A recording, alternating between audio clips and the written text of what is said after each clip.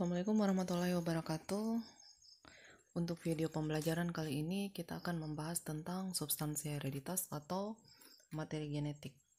Nah, hereditas dan atau materi genetik ini berhubungan dengan masalah penurunan sifat.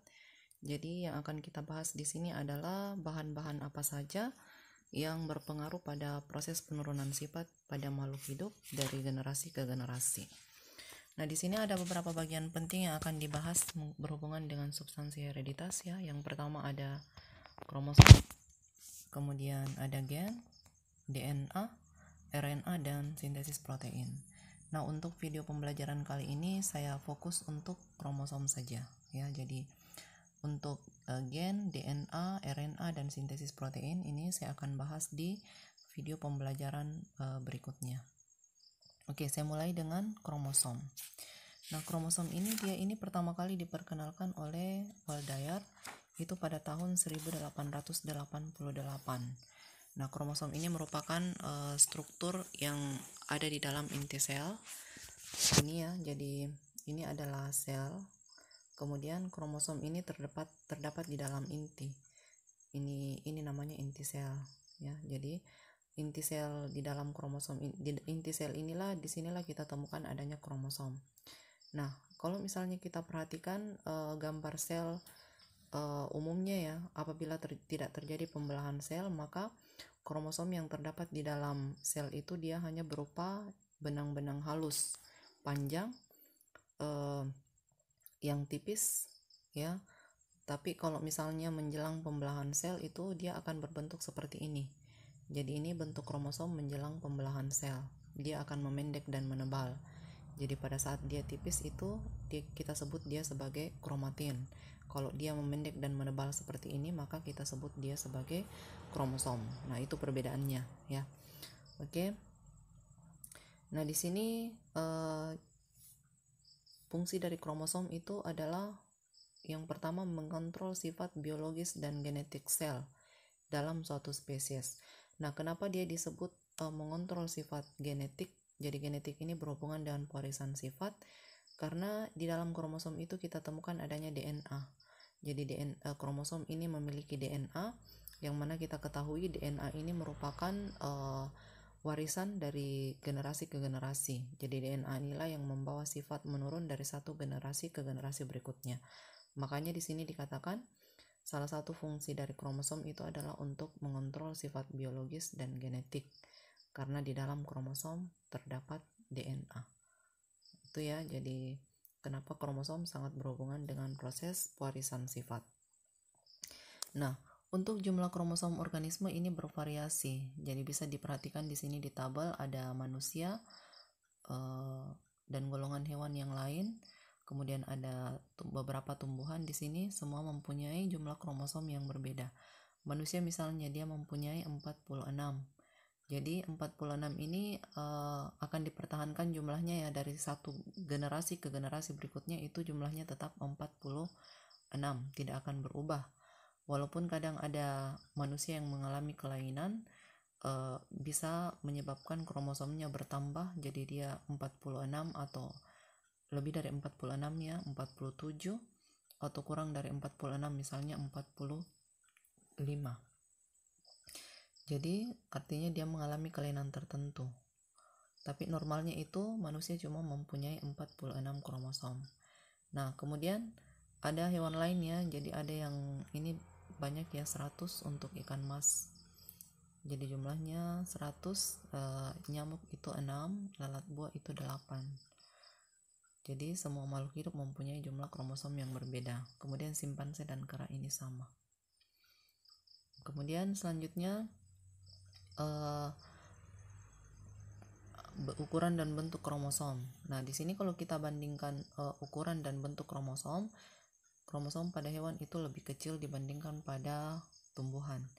Jadi ukuran hewan kromosomnya lebih kecil. Sedangkan mengenai panjang ini umumnya ya 0,2 sampai 50 mikro. Kemudian diameternya itu 0,2 sampai 20 mikro. Ini bervariasi. Jadi setiap makhluk hidup mempunyai ukuran dan bentuk yang berbeda untuk kromosom. Nah, kemudian kita lihat masalah struktur kromosom. Di sini ada beberapa bagian ya. Yang pertama ada kromatid. Nah, ini yang kita sebut dengan kromatid ya. Ini adalah kromatid.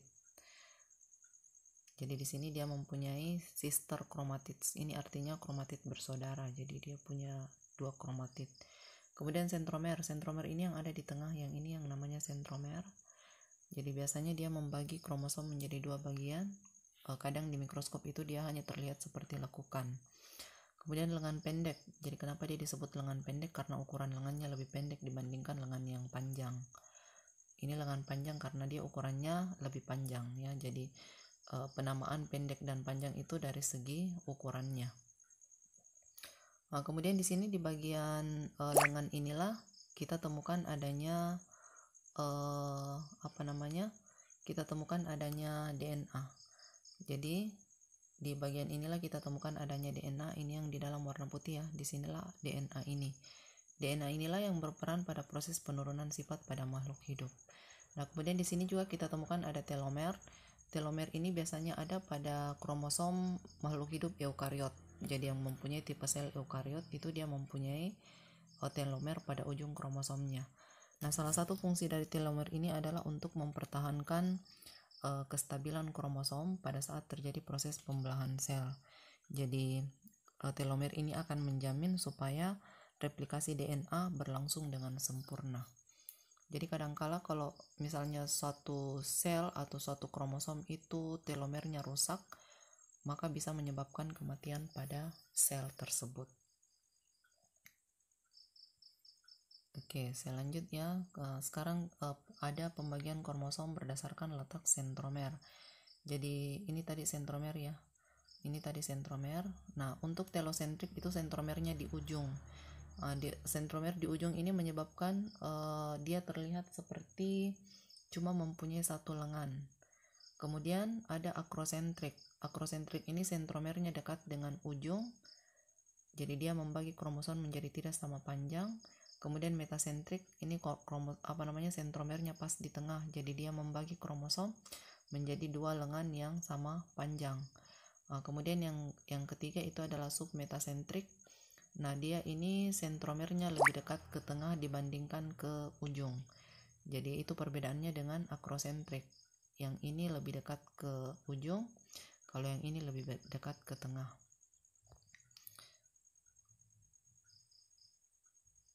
Nah, ini mengenai penjelasan yang tadi ya, perbedaan antara telosentrik, akrosentrik, kemudian submetasentrik dan metasentrik. Ini bisa dibaca penjelasannya di sini.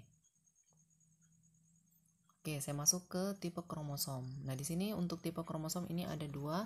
Yang pertama itu ada kromosom tubuh atau autosom. Ini biasanya disingkat dengan huruf A besar, jadi penulisannya itu huruf A besar. Kemudian untuk yang kedua adalah kromosom kelamin atau gonosom. Kita lihat perbedaannya. Kromosom tubuh ini dia bersifat diploid homolog ya, bersifat diploid atau istilahnya 2 set. Penulisannya itu 2N. Sedangkan untuk kromosom kelamin itu cuma 1 set, istilahnya haploid. Kemudian penulisannya itu adalah N. Kalau jadi yang ini 2N, kemudian yang ini adalah N. Jadi itu perbedaannya ya. Jadi di artinya 2, ploid artinya set, jadi 2 set. Nah, kemudian untuk kromosom tubuh dia sama sekali tidak ada pengaruhnya dengan penentuan jenis kelamin. Sedangkan untuk kromosom kelamin atau gonosom dia berpengaruh pada proses penentuan jenis kelamin. Jadi laki-laki atau perempuan itu ditentukan oleh kromosom ini. Nah, kemudian jumlahnya ya, untuk kromosom tubuh itu jumlahnya 22 pasang. Kalau kita pakai istilah pasang, kalau kita menggunakan istilah buah 44 buah. Nah, sedangkan kalau kromosom kelamin 1 pasang atau biasa disebut 2 buah. Kemudian ini penulisan formula kromosom. Jadi kalau kita menggunakan istilah pasang 22 itu huruf A-nya double 2 kali. Jadi A ini singkatan dari autosom. Nah, itu disingkat A ya. Kemudian XX pada wanita, ini XX pada wanita, XY pada pria. Kemudian kalau menggunakan istilah 44, hanya cuma ditulis satu kali, jadi 44XX pada perempuan dan 44XY pada laki-laki. Nah, sedangkan untuk kromosom kelamin itu XX pada perempuan dan XY pada laki-laki. Nah, di sini tadi dijelaskan bahwa kromosom kelamin itu menentukan jenis kelamin. Di sini kita lihat ya, saya berikan contoh parental. Jadi misalnya di sini ada pernikahan antara perempuan XX, ini ya, perempuan XX menikah dengan laki-laki XY. Jadi di sini kita lihat gametnya. Dia ini singkatan dari gamet. Pada perempuan itu karena di sini dia XX cuma satu macam gametnya, yaitu gamet X. Jadi kita cuma tulis satu kali. Pada laki-laki di sini dia punya dua macam gamet, yaitu gamet X dan gamet Y. Jadi dia punya XY. Ini kan XX ya, cuma satu, jadi makanya kita cuma tulis satu kali. Di sini dia punya dua macam, X dan Y. Jadi kita tulis dua kali di sini. Sperma X dan sperma Y. Ini sel telur X. Nah, kemudian selanjutnya untuk F1. F1 ini singkatan dari filial atau keturunan. Nah, di sini kalau sel telur X bertemu dengan sperma Y, maka di sini yang terbentuk adalah XX. Ini bayi perempuan. Kemudian apabila sel telur X bertemu dengan sperma Y, maka di sini yang terbentuk adalah bayi laki-laki. Jadi artinya apa? Dalam proses penentuan jenis kelamin, yang memegang peranan penting itu adalah sperma X atau sperma Y. Jadi tergantung sperma mana yang membuahi sel telur X. Karena di sini dia cuma punya satu macam, sedangkan di sini ada dua macam. Jadi penentuan jenis kelamin itu dari pria. Nah, sekarang kita lihat lagi ya contoh lain. Jadi X itu adalah penentu jenis kelamin untuk perempuan, sedangkan Y adalah penentu jenis kelamin untuk laki-laki. Jadi kapan ada kromosom Y, maka pasti dia adalah laki-laki. Tapi belum tentu kalau ada X maka dia perempuan ya, karena untuk laki-laki itu dia simbolnya XY, sedangkan perempuan itu simbolnya XX. Nah, di sini ya proses pembentukan kita bisa lihat di gambar.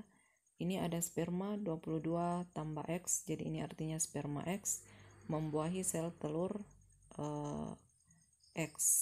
Jadi yang lahir bayi perempuan. Jadi X ketemu dengan X. Nah, kemudian sperma Y 22 tambah Y membuahi sel telur X 22 tambah X. Nah, yang lahir di sini adalah 44 XY. Ini adalah bayi laki-laki. Nah, makanya tadi dalam proses penentuan jenis kelamin yang sangat menentukan itu adalah dari ini, spermanya. Jadi tergantung sperma X kah yang membuahi atau sperma Y. Nah, itu ya mengenai proses pembentukan jenis kelamin. Nah, sekarang kita lihat selanjutnya adalah kariotip.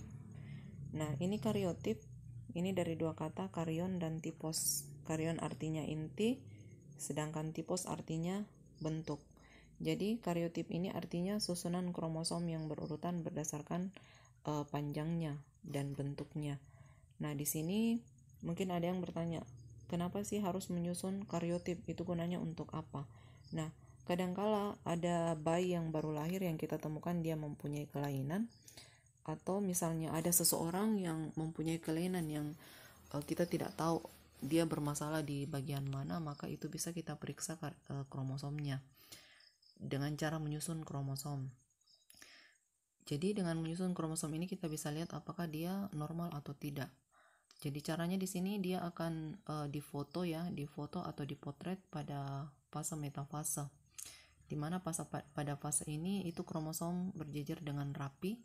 Jadi itu bisa disebar kemudian difoto, dan nantinya hasilnya akan bisa disusun berdasarkan ukuran dari kromosom tersebut. Jadi kita bisa lihat nanti apakah dia kromosomnya ini normal, dia mempunyai masalah di mana. Contohnya ini ya yang disebut kariotip. Nah, ini adalah susunan kariotip pada manusia normal. Jadi bisa diperhatikan di sini ada nomor-nomornya ya, nomor 1, nomor 2, nomor 3 dan seterusnya sampai nomor 22. Nah, nomor 1 sampai nomor 22 ini adalah kromosom tubuh, autosom. Jadi tadi sudah disinggung tentang autosom. Jadi dalam satu nomor kromosom ada 2 kromosom di sini. Ini ya, jadi ini 1, ini 2. Jadi kita punya 2 dalam satu nomor kromosom. Nah, inilah yang disebut dengan diploid ya, 2 set. Jadi dalam satu nomor ini kromosomnya ada 2. Nah, kemudian nomor 1 sampai nomor 22 ini jumlahnya semua 22 pasang ya. Jadi 22 pasang, atau kalau kita menggunakan buah istilahnya 44 buah. Jadi kalau kita hitung ini jumlahnya 44 buah. Ini disebut dengan kromosom tubuh. Jadi ini normal. Sedangkan untuk kromosom kelamin ini X dan Y. Nah, karena di sini ada X dan Y, otomatis ini adalah kariotip untuk laki-laki. Jadi ini adalah kariotip untuk anak laki-laki ya. Kenapa anak laki-laki? Karena di sini ada kromosom X dan Y ya. Jadi ini adalah kariotip untuk anak laki-laki. Nah, sekarang kita lihat ya contohnya, bagaimana contoh kariotip dari orang yang tidak normal. Di sini saya punya satu contoh. Nah, ini contohnya adalah sindrom Down. Nah, bisa diperhatikan di sini dari nomor 1 sampai nomor 22 ada kelainan di nomor 21. Jadi bisa diperhatikan ya. Yang lain itu jumlah kromosomnya di sini ada 3. Sementara normalnya itu tadi kita perhatikan di sini di kromosom 21 cuma 2 harusnya. Setiap nomor cuma ada 2 kromosom, tapi di sini kita temukan ada 3 kromosom di kromosom nomor 21. Makanya di sini ada kelainan pada penderita sindrom Down. Jadi sindrom Down ini dikenal juga dengan trisomi 21. Kenapa dia disebut trisomi 21? Ini karena dia mempunyai 3 kromosom di kromosom nomor 21-nya. Tri artinya 3, somi artinya tubuh, nomor 21. Jadi kromosom tubuhnya di nomor 21 itu ada 3, bukan 2. Jadi yang normal itu cuma ada 2 di sini, tapi ternyata dia memiliki 3. Nah, ini contoh dari anak yang menderita sindrom Down. Sindrom Down ini mungkin kalian sering temui, mungkin ada keluarga yang menderita seperti ini ya. Jadi ini dikenal dengan anak 1000 wajah. Kenapa dia disebut 1000 wajah? Karena di mana-mana wajahnya sama.